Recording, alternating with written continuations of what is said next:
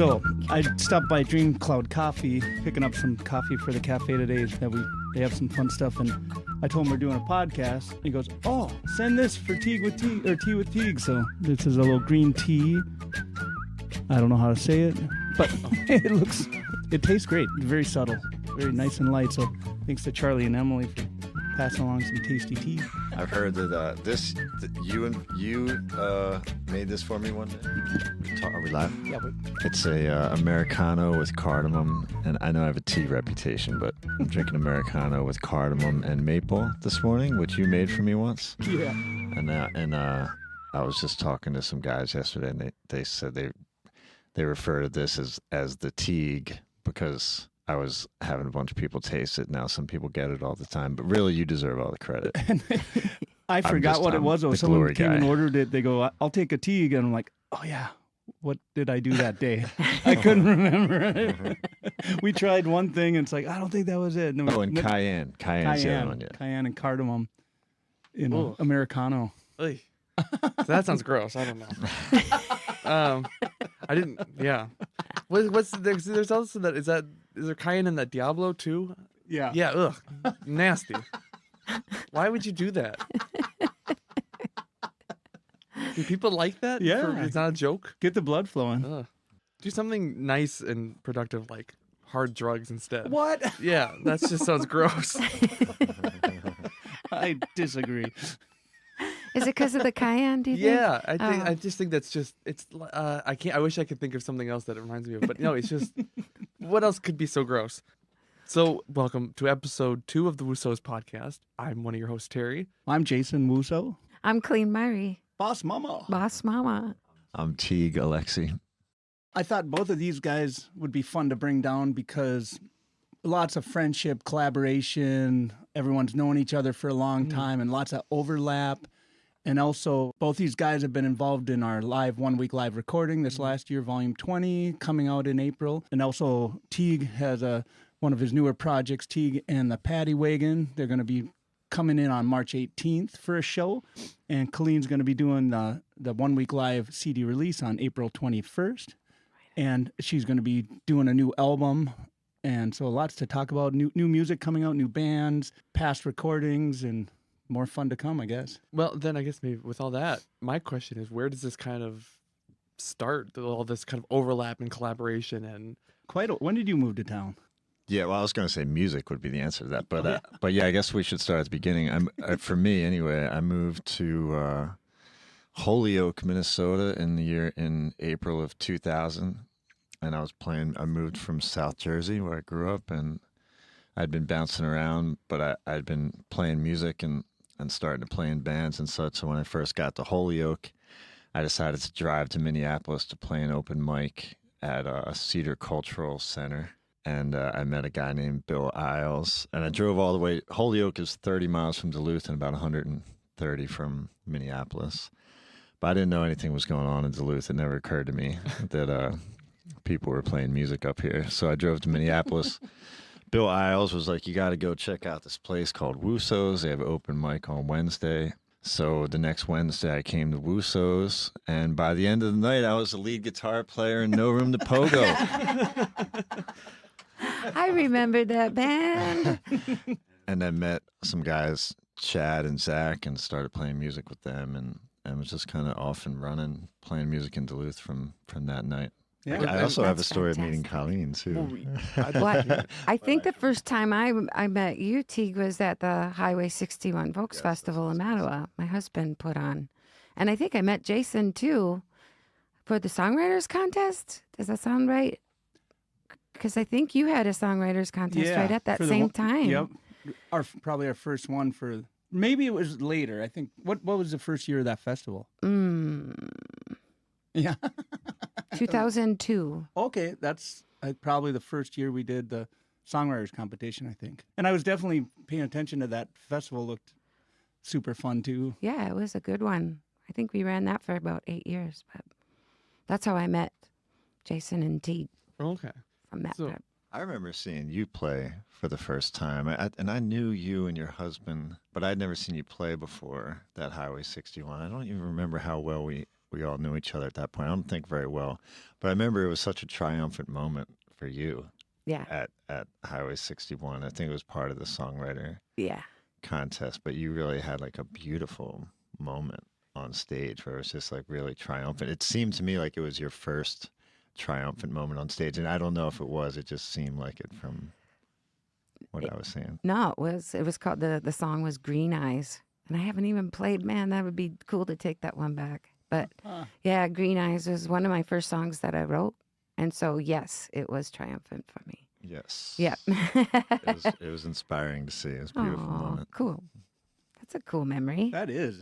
Yeah. You had that Northern Train Festival too. Yeah. And that was in Holyoke, wasn't it? Yeah. Was that the name of it, Northern Train Festival? Yeah. I still have the T-shirt. All right. Cool. I do. There's a cool moment from that festival with you because I remember after one of those festivals, you played me my song, Working Man Song, but your version of it, I hadn't played that song in years, but I remember it was actually the last year we had the festival at Montauk. So it was just a few of us left at the end of the night after the festival. And you pulled out a guitar and you played me your ska version of Working Man Song. And I just loved it. It was like another beautiful moment, just like and tears in my eyes, I believe. But I'm emotional, so that happens a lot. But Good.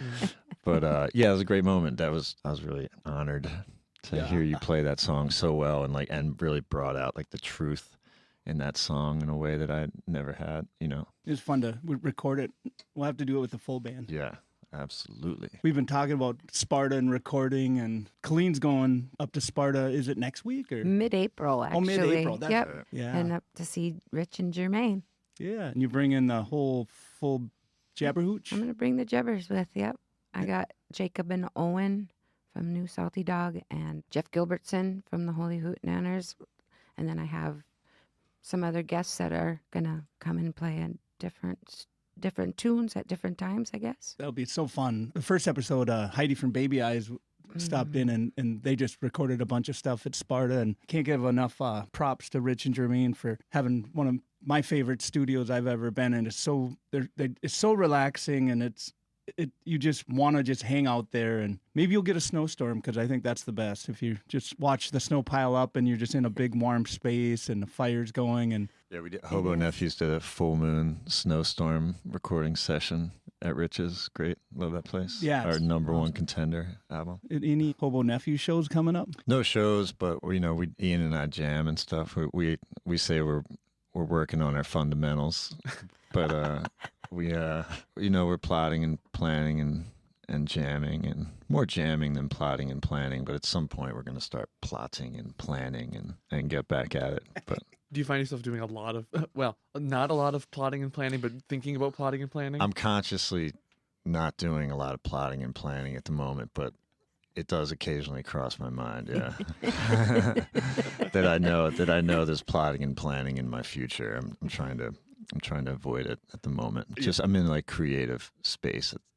I'm trying not. Recently I've just kind of come to the thought that I don't think I can do everything at once. Like I've been doing most of my musical life, just trying to constantly like record, travel, tour, book, write, sleep once in a while, and learn different things. And so I think right now I'm trying to like focus on being creative, and then I'll start thinking about like being on the road and all that, because that takes up a lot of my brain, when I'm traveling. I love traveling, love being on the road, but I think it's just time for me to do like you got to do like the Picasso thing, as an artist at one point in your life, you just got to lock all the doors, lock yourself inside, and either come up with the best art you can or lose your mind.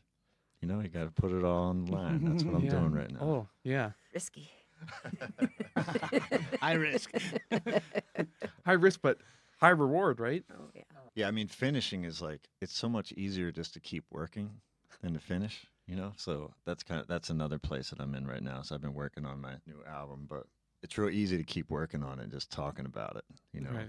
which I'm doing at this moment. But but yeah, it'll at some point, you got to finalize and then move on. Yeah, I think that's where I end up a lot too. And so, do you find a similar experience or something different? Or Sure. I guess what to get the part, like, how does it feel to finish a piece or something like that? Assuming you get to that point, I guess. Assuming I get to that point and it all comes together, it does feel real good. And then I start playing it live.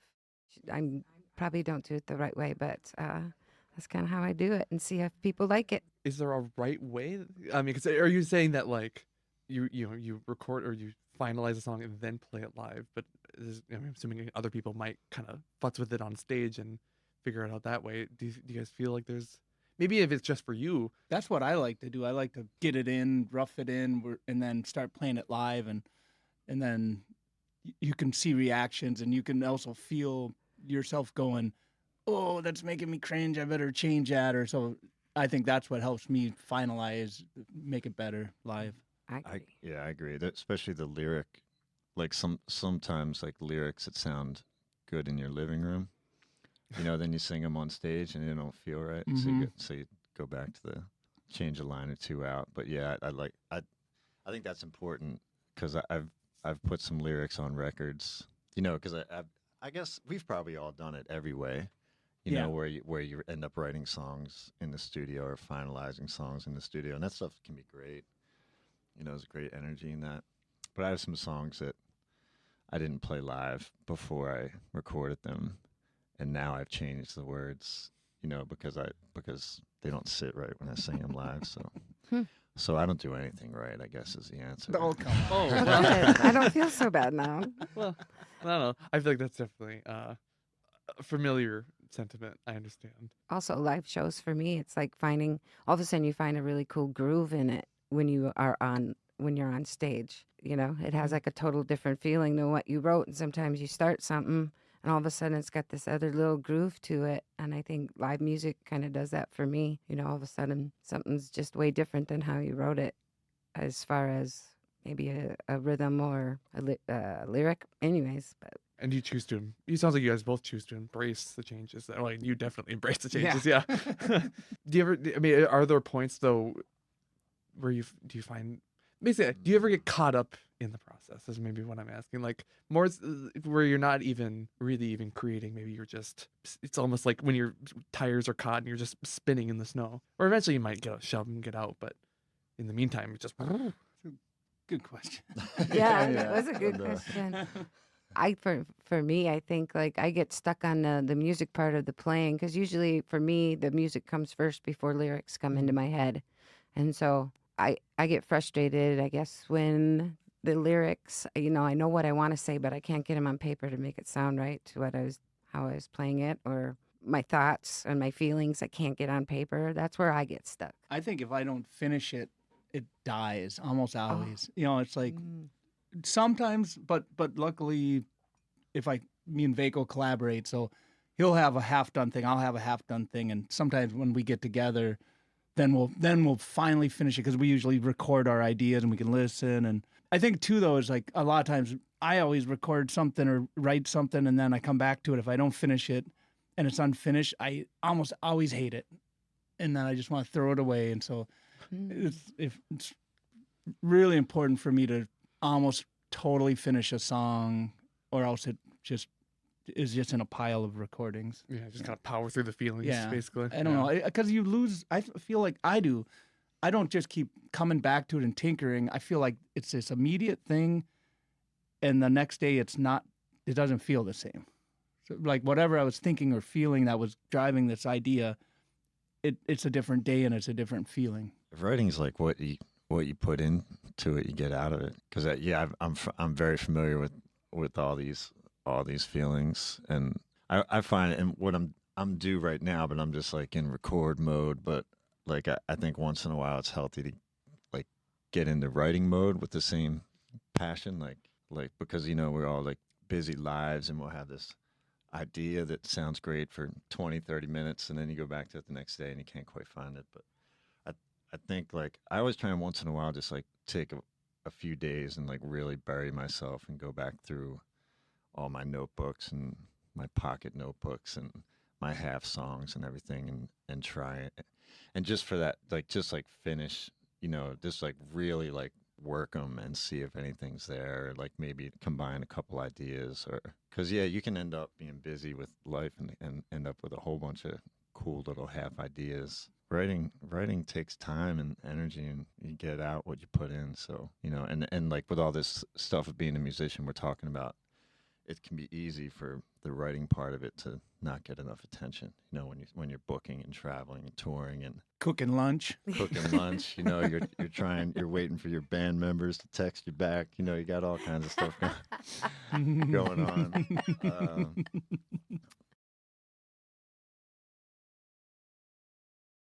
The musicianship and the singing, it's all like it all needs attention. True. Yeah. How is the work life art balance kind of thing of writing does take a lot of time. So how do you actually make sure, despite everything else that's going on, that you actually have time to be creative and do the things that you want to do, despite things that you have to do and may not necessarily want to do? But yeah, so Jason, you own this cafe and work a lot here, and also do woodbine a fair bit. So well, that's why I like to block out a time, like Friday at 3:00. Vaco's popping down here, and we don't have any plans. We're just gonna keep working on a song we started the other day, and we just wrote like 3 new songs. So we'll run all the new songs and schedule rehearsals, or if we're gonna hang out with Teague, we'll plan a time to get together and work on songs.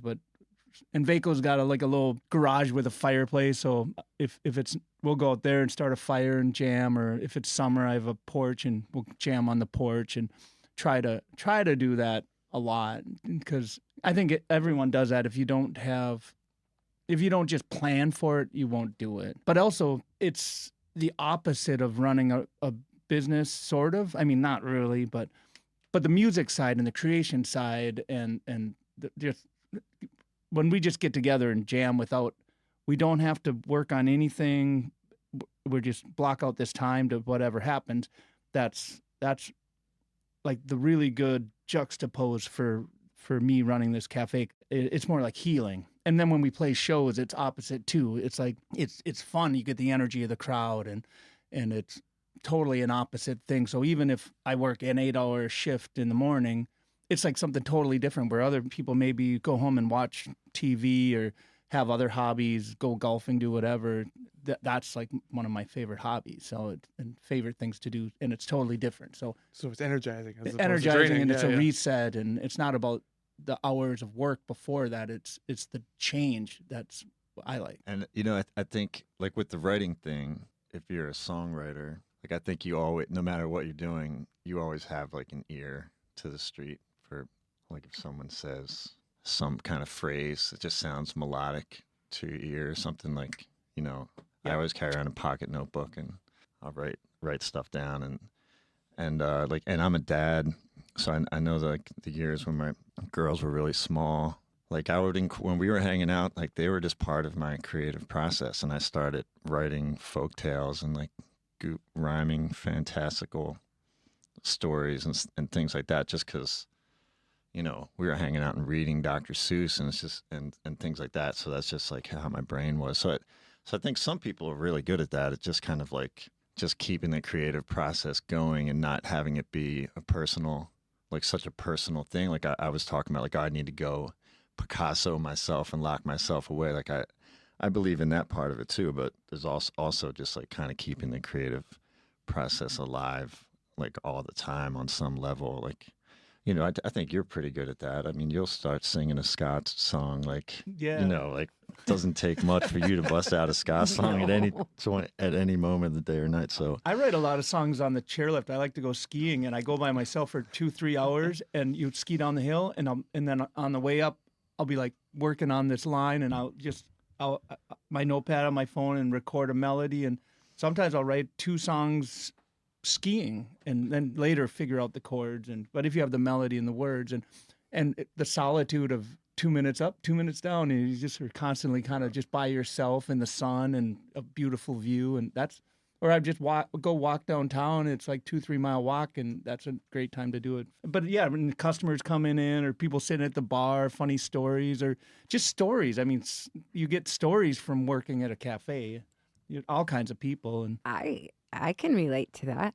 Yeah. You Oh, know? yes, you can, I suppose. Yeah. Yeah, me and my husband own a business down in Mattawa. We Right. own a golf course with a bar and grill on the course. So I can relate with Jason quite a bit. You know, you have to block out time, and you have to find people to work for you when you need that time off. You know, and you have to be okay. Today I'm going to do this. You know, today I'm going to write. Sometimes I don't like being that way. Sometimes it just happens where I'll be at work. I'll be the same way. I'll be doing what I am doing, and all of a sudden a song will pop in my head. I'll be getting the bar ready, wiping down tables, and I'll be singing along. And then I have to like run over to the phone and or write it down. Usually I'm writing it down. I don't record it too often, but I also have to block out time with the business that I run. But I have music at my place too, so I'm always inspired. Yeah, and to give the name of the Rugged Spruce Rugged Golf Course yeah. down in Mattawa, Minnesota, which is like 35 miles south of Duluth on Highway 61. Have you been doing music in the winter at the clubhouse? No. No. No, But our space is quite small. it is. And we've been getting really busy with like cross-country skiers and snowmobilers, snowshoers. And so my little space wouldn't be able to hold that, unfortunately. I wanted to do a Sunday jam. So now that football is almost over, I know it's crazy, but we have football fans that come to our place quite a bit. And maybe now we'll just do like a Sunday, sit around the table and play guitar. Sunday picking. Yeah, Sunday picking. Yeah. When does the music start at the Long Iron stage? The Long Island stays our first Saturday in June, all the way through Labor Day weekend. In the beginning of the summer, it's 7 to 9. But you know, when it gets to August, it gets like 6 to 8, and then 5 to 7. Yeah, And follow the sun. We go through Labor Day, so follow the sun. Yep. And then we're gonna try a Monday night thing for new songwriters that are out. There's so many good ones, Cool. and maybe do like a Monday night songwriter feature. That's great. I have a couple thoughts I want to share here. Cool. Please. We got to go golfing this summer. I had a bad back for like 15 years. It's all better now. Me too. Number one thing I want to do is play golf, just because I want to move. I want to do that movement. But I also want to say, you know, that being a working man or woman, I think is a real advantage for a songwriter, because I always think that to be a songwriter on some level, you need to be in touch with the people. You know, it's really hard to be a songwriter and just be like a touring songwriter and just go to venue like that. You hear like those, a lot of times like songwriters fall into just writing about road life, you know, which is like very few people can relate to being a musician on the road. But if you're writing about American life, you know, and you're not like, and you understand what it feels like to be tired after working all day, you know, like a regular person. You know, it's just a different life as a traveling musician, like a whole different life. And it's a lot of like worrying about yourself and thinking about yourself, promoting yourself. And like, you know, when you're just working a job, you're you know, I guess I said it, you're in touch with the working people. And that's a valuable thing as a songwriter that you don't want to lose. And you have a home base. You know, you're not in a weird hotel room or staying with really great friends that host you. It's hard to find that space when you're touring and traveling, and you're driving, you're sound checking, you're doing a press interview, you play, you pack up, you do it again, and Vaco always calls it tour blinders, because you start going so long, your reality, you kind of forget about everything you left, and you change into a totally different. I do. I just by the time I get back, I feel I don't know how to do my regular life anymore if I'm gone for like a month. You know? Right. And the golf thing, I think that would be fun. And you should come golfing with Jason and Vaco. That was a trip. yes. And then we got to do that The second soiree. annual amateur woodblind golf soiree. Yes. Sounds perfect for me. Yep. I'm in. Shoes in. optional. All right. Now we just got to pick a date, Jace. Let's do it. All right.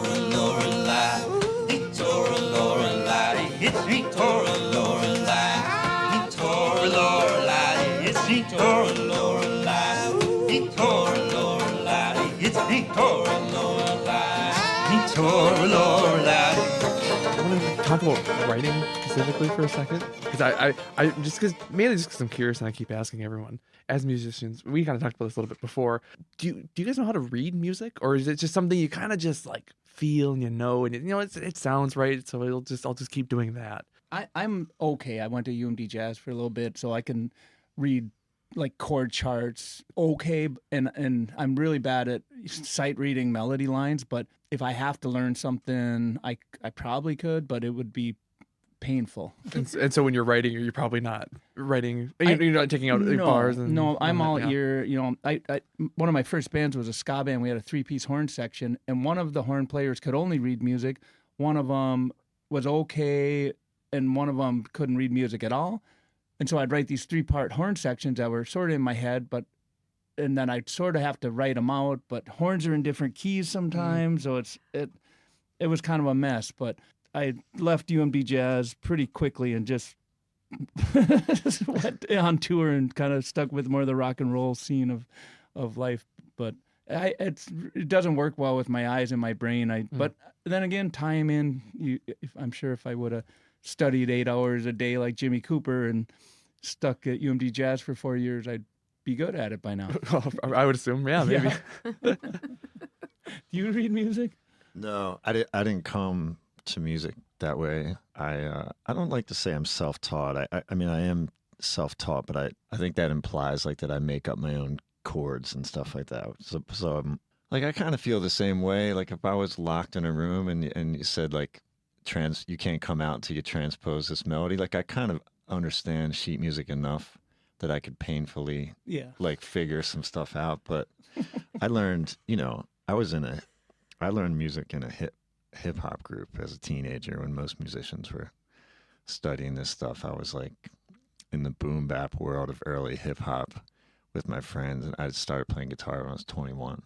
And then I feel like I've always been catching up. So my music education has been like, all right, we're going to start the Hobo Nephews, and we're going to play blues and Americana music because I need work on blues and America, because I need that as part of my musical education. Yeah, just learn by doing, basically. Yeah. We'll take it on the road and we'll play 3 hours a night whoever have us. And a few years of doing that, you're suddenly a blues musician, as opposed to like someone who wants to learn it. And same with my Irish music project. Like I fell in love with those songs, and I could hear in those songs there was a lot of education in those songs, and just how to sing and how to project and energy and attack and all kinds of things that that I felt would fit in nice with my offbeat musical education, of all these different things. So I feel like it's always ongoing. But to answer your question, no, I'm terrible at reading music. And so when you're writing and you're in that long writing process, is it similar of just kind of getting stuff down to kind of just basically to jog your memory almost? Yeah, I mean I understand chords on a guitar really well. So I guess when I write, it's a combination of just like lyrics, chord. I mean, I don't know if anyone else would be able to decipher. Right. Vaco hates my notes. Like, I write a song and he's like, "How do you? This is terrible.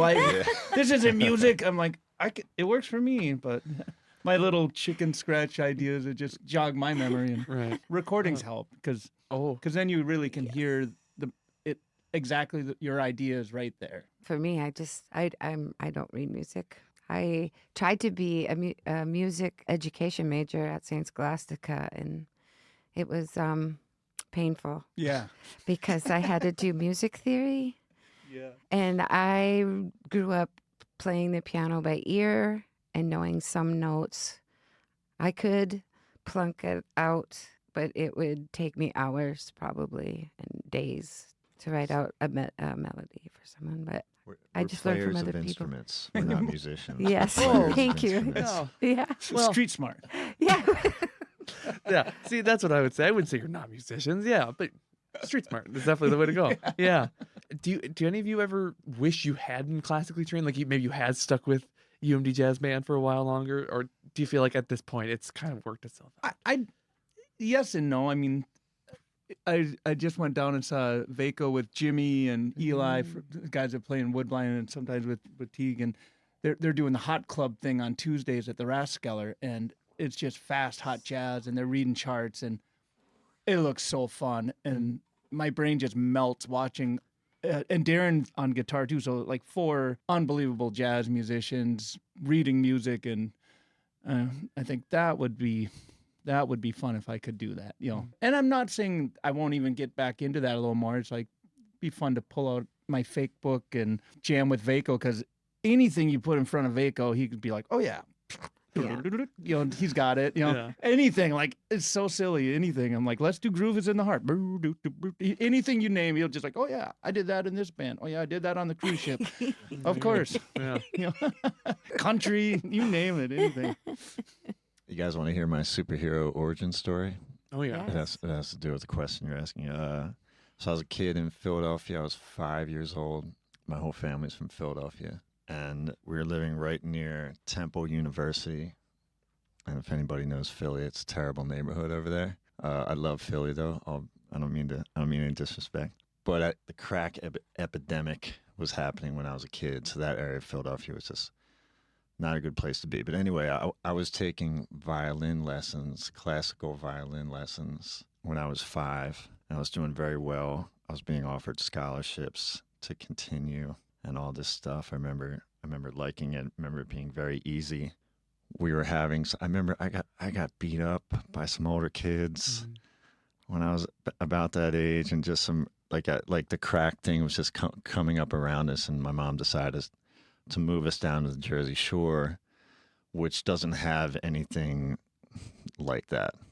Not, or at least back then there's not. There was no like classical violin options or anything. So I just went and grew up without, like I said, no musical lessons. So that's like what my parents talk about sometimes, like, oh, we wonder what would have become of you if you would, continue to be a classically trained violin player.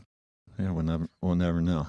Do you ever think it would be handy, or do you think it's like, well, oh, another life? I don't really think about it like that, because it's fun. It's fun to think about. Like yeah, if I had that in my back pocket, I could just pull that out. But I don't think life really works like that, because I think even like some of my musical hard-headedness as a kid maybe served me well. It's hard to say getting into hip hop and being into hip hop back then. Like everybody, I don't feel like people remember this, but when hip hop first showed up, everybody hated it. All especially adults, everybody hated it. And there was just like this small little section of kids who liked it, and a very even smaller section that tried to like make it. And I was in that little section. But I don't know, like, all the things I learned, even though I wasn't like really making music or whatever you want to say about early. I mean, we were making music, but not in like a musician kind of way or whatever. But I learned so much about how to make music like that before I became a musician, and I still make music in some of those ways. Like I just try and go back to that mindset of like, all right, we're just going to try and make something cool here. It's not about a chord or a riff or anything like that. It's just like making a cool sound and messing with that cool sound. And like, that's like how I started making music as a kid. So I would love to be a classically trained musician on the side, but I think it would have just changed everything about, my musical rebel thing I have going on. Do you have a fiddle even? Do you have a violin? I even have that same violin. Oh, wow. It's really little. It's super little. Yeah. And I gave it to my daughters, and both of them tried it, but they don't play it. They went on to guitar, so that's fine. I'm so into these guys, what they're talking about. I'm kind of like, okay, what was the question again? Do you ever wish you had Yes, classical there it training? is. Or does it just kind of like, I definitely respect it, and I definitely wish I would have learned scales a little bit more, because I'm a rhythm player, and there's nothing wrong with that. I just wish I would have learned a little bit more scales on the guitar, at least, because I went to that jazz, The Hot Club? the hot club at the Rothskeller, and man, they just blow me away. Yeah, everyone's got to go down there Tuesday nights if you get a chance. Yeah. Like It's 7:30. amazing. They're smoking. They're smoking. Yeah, they're just so good, and I'm very impressed. I get a little envious, but Yeah. it's how I learned, and I learned from other players. I had one guy down in Minneapolis when I first got my guitar. He makes amplifiers now, John Metz, but he just kind of showed me some finger picking and some chords, and I just kept working on it and then playing around bonfires with people, and that's kind of how I was taught. you guys all keep talking about people you were making stuff with and communities you were a part of. Do you view that as kind of like an essential part of, I don't know if being an artist necessarily, but maybe at the very least being a musician? I would say, yeah. For me, maybe it's, I'm more of an extrovert, but I like to do things in groups and projects, and it's nice to collaborate on ideas, and it's fun to play with people that are above my skill level too, and I learn a lot from it, and just get more ideas from combined efforts, I guess. I agree. And campfire jams Yeah. and just the fun of it all. And It kind of allows the creativity to kind of just flow because I guess other people are doing the same thing. Well, for me, I was like, my mom and dad always had musicians. My dad was a huge musician fan. He never played anything. My mom would sing, at church, and she was really good. But there was always musicians at our house, and that's how I knew I wanted to do that. I knew I wanted to be a part of that. And that's kind of how that started for me. And I started with piano when I was like 6 years old, just by watching my auntie play, Yeah.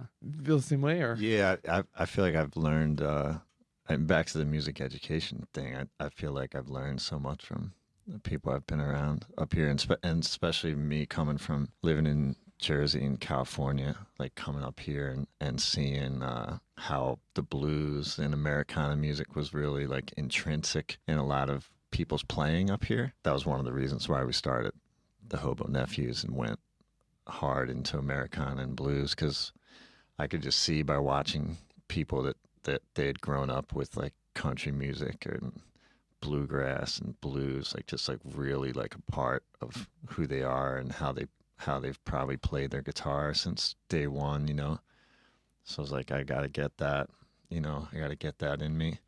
So yeah, just so many musicians up here have inspired me. It's like the blues didn't make a lot of sense to me. Like growing up on the Jersey Shore, like the blues are a different thing. Like there'll be like the blues will be like in really nice clubs, like upscale blues, like would exist. And I lived in Southern California. I would hear people play the blues. It just never resonated with me out in sunny Southern California, And then when I came here and saw like everybody really, but I mean, especially guys like Spider John and like, like that was just mind blowing to me on all kinds of levels, not just him individually, but just to hear like it's almost like hearing the blues for the first time. Like when you hear it like in a bar from a guy like that, it's like, I just remember that feeling of like this warm, feeling that I had just from like watching a real deal blues guy, Midwest blues guy for the first time. And I felt like it was the first time I knew all those old Muddy Waters records and everything, and I love that stuff, but like something about, just hearing it live and feeling it. So as like, I'm more of I'm a cartoonist, physical artist kind of thing. So I'm always isolating and going away, and that's very much what I prefer. Do you guys prefer playing live and being in that live environment, or as is the recording environment? Is that more of like a comfortable creative space? Balance. Yeah. Balance Oh, is a good. little bit of both. Yeah. Yeah. Definitely. Yeah, and like because one doesn't really work without the other, at least in my mind, because like you're so much more ready for the studio after playing on stage, consistently, and recording gives you a reason to go out and play on stage more than just like the joy and beauty of doing it, which is enough, but it's nice to have a record to sell too that that you put a lot of work into, and people, give something people can take home. And then you stamp it. When you come out of the studio, you've played it live, and now you come out, you really know it. It's like, this is the way it is now, or usually, but Yeah, you have like a product that you're like, and it's this like, is gonna be like good the stuff. song is finally really defined for sure. Most times.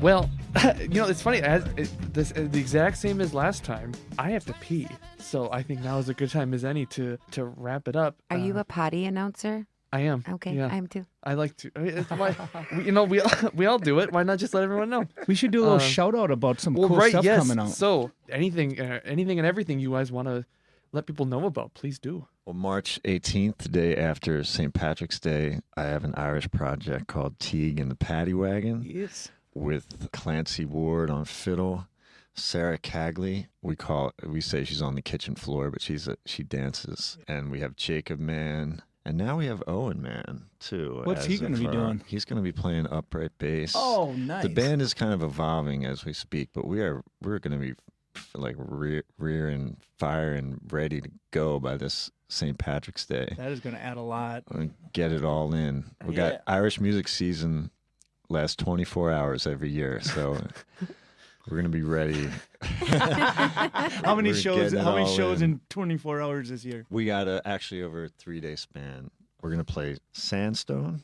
I haven't been there yet, but I met the real nice folks who own the place. Sand Looking Rocks. forward to that. Yes, Sand Rocks. Right on. When are you playing there again? That's the night before St. Pat's, and then we go down to Twin Cities for a couple shows down there, including Astor Cafe, and then we'll come back here and do Wussow's on Saturday night to end it off. Fun. It's gonna be great. Good run. That is. All Irish traditionals. But yeah, it's super fun. It goes back to my grandma, my Irish heritage. My grandma used to sing all these songs. Yeah, I feel really lucky to have these guys to play these old Irish songs with. Yeah, we have a hoot.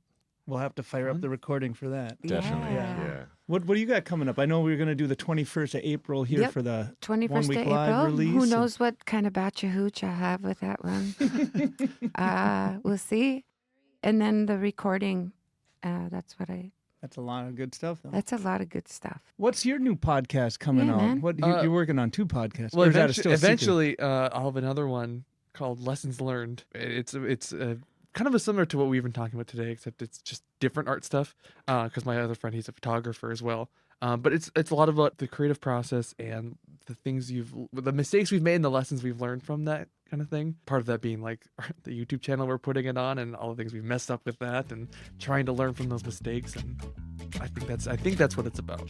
I think so. I need to come up with more of a succinct elevator pitch. It's a good route.